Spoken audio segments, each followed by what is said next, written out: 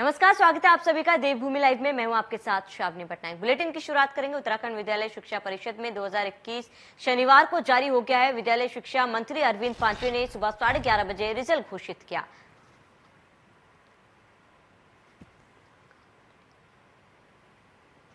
प्रदेश में high school का परीक्षाफल 99.09% रहा। हाई स्कूल में लड़कियों का रिजल्ट 98.86% और लड़कों का 99.30% रहा। हाई स्कूल में कुल 14,07,725 परीक्षार्थी शामिल हुए थे। इंटरमीडिएट का परीक्षाफल 99.56% रहा, जिसमें लड़कियों ने 99.71% और लड़के ने 99.40% रखा है। सभी छात्र छात्राएं अपनी परीक्षा परिणाम परिषद की वेबसाइट www.upscuk.government.in पर उन्होंने सर्च कर देखा।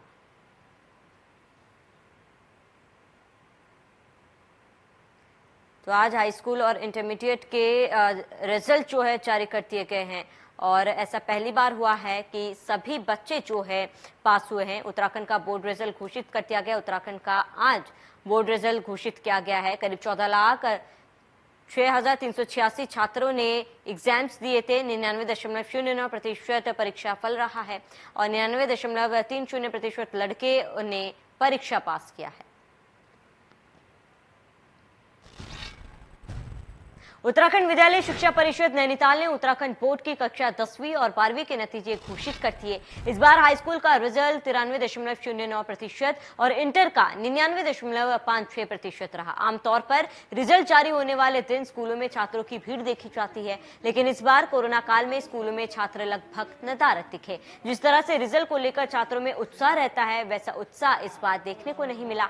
हालांकि बहुत से छात्र इस रिजल्ट से खुश थे, तो कई ऐसे भी छात्र हैं जिन्हें उनके रिजल्ट से बहुत ज्यादा खुशी नहीं हुई और वे परीक्षा देकर अपने अंक सुधारना चाहते हैं।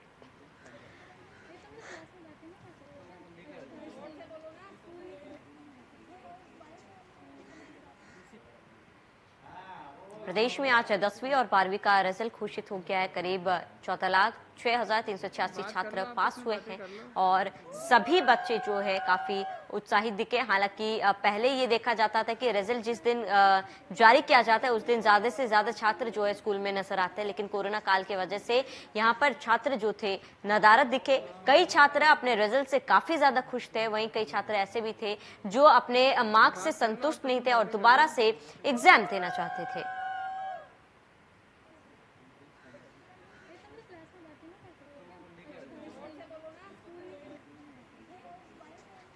तो आपको बता दें कि आज उत्तराखंड बोर्ड में 10वीं और 12वीं की परीक्षा का रिजल्ट जारी कर दिया गया है और ऐसे में ये पहली बार हुआ है कि सभी बच्चे पास हुए हैं और एक भी बच्चा फेल नहीं हुआ। आपको बता दें कि हाई स्कूल परीक्षा में करीब 14,07,725 विद्यार्थी शामिल हुए थे।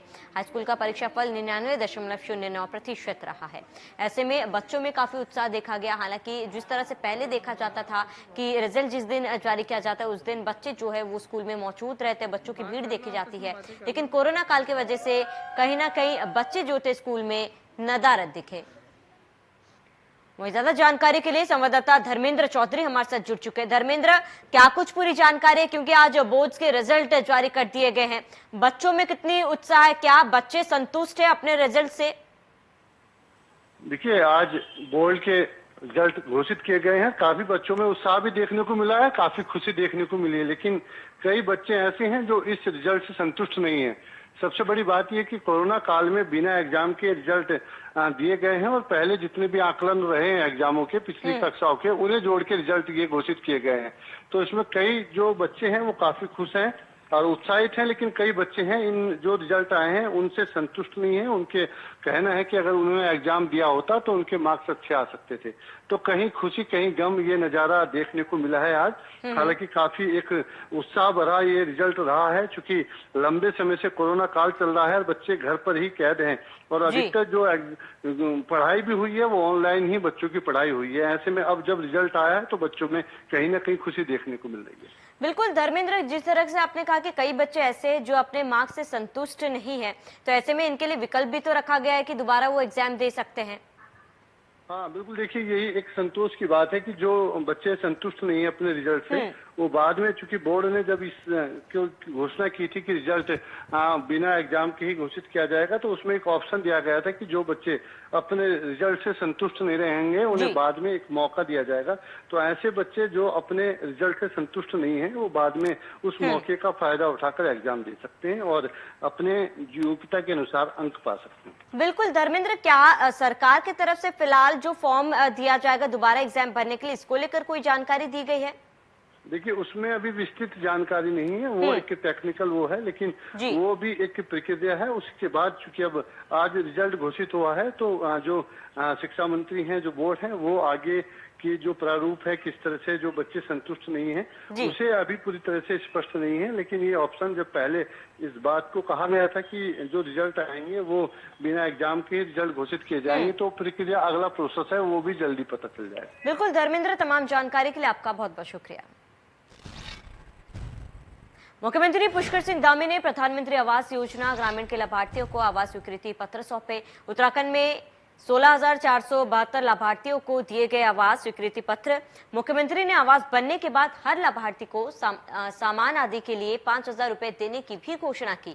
सीएम पुष्कर सिंह धामी ने प्रधानमंत्री आवास योजना ग्रामीण के अंतर्गत चिन्हित लाभार्थियों को आवास स्वीकृति पत्र सौंपे हैं। सीएम कैंप कार्यालय परिसर स्थित जनता दर्शन हॉल में आयोजित कार्यक्रम में मुख्यमंत्री ने प्रदेश के लाभार्थियों को प्रथम किस्त की राशि डीबीटी द्वारा ऑनलाइन जारी कर दी गई। सीएम ने कार्यक्रम में 100 से अधिक लोगों को आवास स्वीकृति पत्र वितरित किए हैं। तो सीएम ने लाभार्थियों को स्वीकृति पत्र आज दे दिए। डीबीटी के जरिए ऑनलाइन पैसे लाभार्थियों को जो है भेजा गया। राज्य में कोरोना के मामले भले ही कम हो रहे हो, लेकिन इसको लेकर लगातार जन जागरूकता भी किया जा रहा है। हालांकि इस बीच सरकार ने राज्य में चौपट पड़े पर्यटन को देखते हुए बाहर से आने वालों के लिए आरटीपीसीआर जांच की अनिवार्यता को समाप्त कर दिया। सीएम पुष्कर सिंह धामी ने कहा है कि राज्य के पर्यटन को देखते हुए अब आरटीपीसीआर की अनिवार्यता को समाप्त कर दिया जाता है, जिससे बाहर से आने वाले लोग अब लंबे कतारों में न लगकर सीधे राज्य में प्रवेश कर सकते हैं। तो अब प्रदेश में आरटीपीसीआर रिपोर्ट लाना पर्यटकों के लिए अनिवार्य नहीं होगा।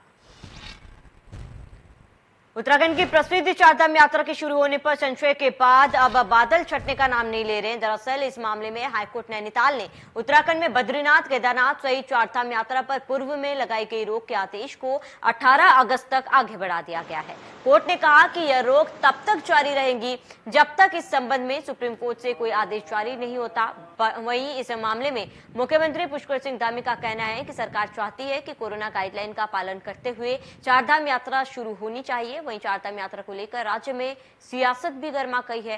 कांग्रेस ने इसे सरकार की विफलता बताई है। वहीं कांग्रेस प्रदेश अध्यक्ष गणेश गोदियाल का कहना है कि सरकार ने कोरोना से निपटने के लिए कोई खास तैयारी नहीं की।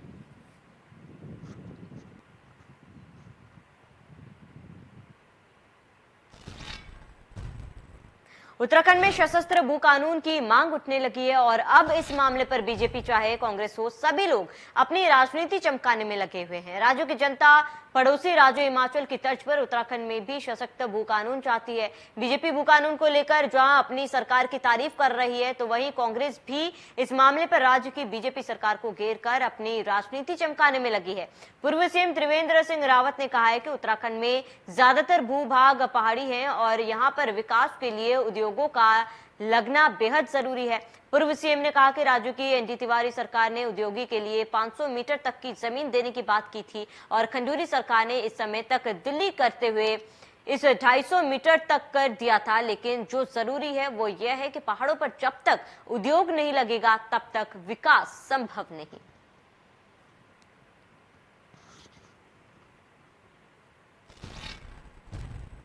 कांग्रेस प्रदेश अध्यक्ष गणेश गोदियाल का बयान सामने आया है, जहां पर भू कानून को लेकर उनका ये बयान सामने आया है। बता दें कि भू कानून को लेकर कांग्रेस पार्टी आंदोलन करेगी। बड़ा बयान, कांग्रेस पार्टी के कार्यकर्ता आंदोलन करेंगे। गणेश गोदियाल का ये बयान सामने आया है। उन्होंने कहा नेता प्रतिपक्ष की अध्यक्षता में कमेटी का गठन किया गया। बड़ी जानकारी इस वक्त की, भू कानून को लेकर सरकार पर हमला बोला क्या है। अहम जानकारी आपको बता दें, भू कानून को लेकर कांग्रेस पार्टी आंदोलन करेगी। गणेश गोदियाल का ये बयान सामने आया है। कांग्रेस कार्यकर्ता आंदोलन करेंगे। बड़ी जानकारी इस वक्त आपको बता दें, नेता प्रतिपक्ष की अध्यक्षता में कमेटी का गठन किया गया। बड़ी जानकारी इस वक्त आपको बता रहे हैं, अहम जानकारी। कुंभ मेले के दौरान रेलवे प्रशासन द्वारा कुंभ मेला निधि से 35 लाख रुपए की लागत से ऋषिकेश रेलवे स्टेशन के पास एक सड़क का निर्माण किया गया। मात्र 3 महीने में ही बारिश के चलते सड़क टूट गई और कई लोग दुर्घटना का शिकार हो गए। लोगों ने कई बार रेलवे प्रशासन से इसकी शिकायत की, लेकिन रेलवे प्रशासन द्वारा कोई भी कार्यवाही न होने के बाद लोगों ने विधानसभा अध्यक्ष से गुहार लगाई। इस पर विधानसभा अध्यक्ष ने स्थानीय जनता के साथ मिलकर सड़क का निरीक्षण किया। मौके पर रेलवे प्रशासन के अधिकारी भी मौजूद रहे। विधानसभा अध्यक्ष प्रेमचंद अग्रवाल ने पुराने रेलवे स्टेशन के निकट मोटर मार्ग पर डामरीकरण में हुई अनियमितताओं को लेकर नाराजगी व्यक्त की। साथ ही रेलवे विभाग के अधिकारियों को फटकार भी लगाई और दूरभाष पर डीआरएम मुरादाबाद को निर्देशित करते हुए 3 दिन के अंदर डामरीकरण में हुई अनियमितताओं की रिपोर्ट प्रस्तुत करने को कहा गया। वो पानी की अधिकता उधर हो गई, वो रोड बह गई है, उसका as soon as possible repairing work कराया जाएगा और वो शुरू होगा। 4 महीने पहले ये सड़क बनी है, एक बरसात ही गई है और इस सड़क का हाल देखिए जरा क्या हो रहा है। मतलब कोई भी आने जाने वाला एकदम से दुर्घटनाग्रस्त होता है। इतनी जोखिम भरी इन्होंने ये बजट आया था 4 करोड़ का, पता नहीं इसका क्या किया। पौड़ी विधानसभा के कलजिकाल विकासखंड में विधायक मुकेश कोहली का क्षेत्र जनता द्वारा जोरदार स्वागत किया गया। आपको बता दें कि वर्तमान विधायक मुकेश कोहली आजकल अपनी विधानसभा के भ्रमण कर कार्यकर्ताओं और क्षेत्र जनता की समस्याओं को त्वरित समाधान कर रहे हैं। इस दौरान पूर्व मुख्यमंत्री तीरथ सिंह रावत के गांव सिरों भी जाना हुआ, जहां पर स्थानीय लोगों द्वारा क्षेत्र विधायक का जोरदार स्वागत किया गया।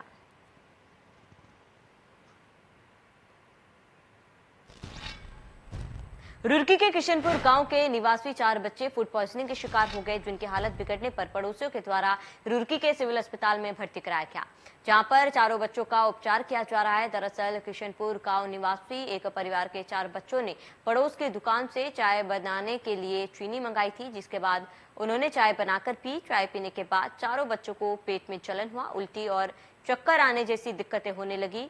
कुछ ही देर में सभी बच्चे बदहवास हो गए, जिसके बाद पड़ोसियों के द्वारा उन्हें सिविल अस्पताल में भर्ती कराया गया, जहां पर उनका उपचार किया जा रहा है। फिलहाल सभी बच्चों की हालत खतरे से बाहर है।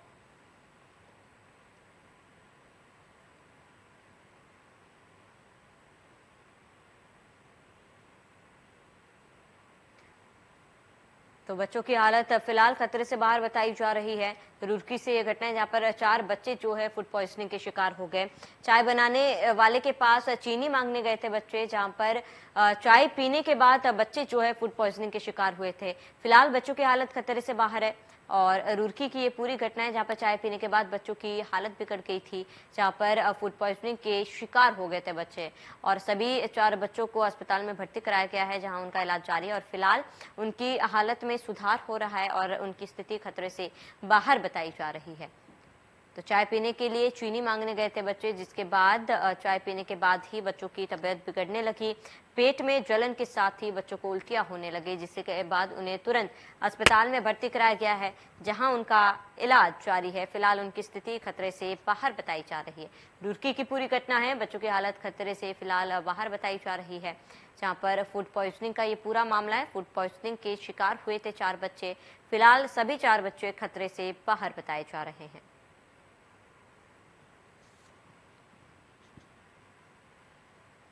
तो रुड़की की पूरी घटना, चारों बच्चों को अस्पताल में भर्ती कराया गया, जहां पर उनका इलाज जारी है। फिलहाल चारों की स्थिति खतरे से बाहर बताई जा रही है। हालांकि चाय पीने के बाद बच्चों की तबीयत बिगड़ने लगी थी, पेट में जलन के साथ ही बच्चों को उल्टियां हुई, जिसके बाद उन्हें तुरंत अस्पताल में भर्ती कराया गया और फूड पॉइजनिंग बताई जा रही है कारण बच्चों की तबीयत बिगड़ने को लेकर और फिलहाल बच्चों की स्थिति जो है वो पहले से बेहतर है।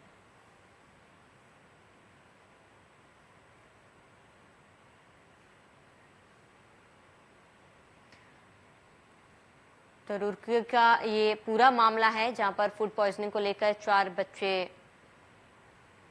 बीमार हो गए और चाय पीने के बाद बच्चों की तबीयत बिगड़ने लगी। तो बता दें कि चाय पीने के लिए बच्चों ने चीनी मंगवाई थी, जिसके बाद चाय बच्चों ने पी और उसके बाद बच्चों के पेट में जलन शुरू हो गया और उल्टियां भी होने लगी और बच्चों की तबीयत बिगड़ते देख चारों को अस्पताल में भर्ती कराया गया, जहां पर उनका इलाज जारी है। हालांकि पहले से उनकी हालत स्थिर बताई जा रही है, हालत में सुधार है, खतरे से बाहर है सभी 4 बच्चे। फूड पॉइजनिंग का ये पूरा मामला।